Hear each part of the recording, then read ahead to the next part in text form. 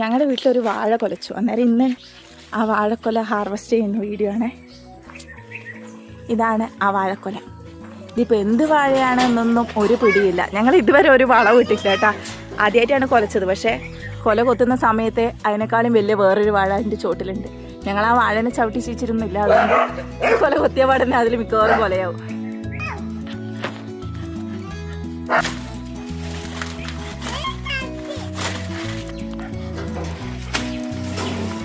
അയ്യോ, അത് പൊട്ടിപ്പോയി.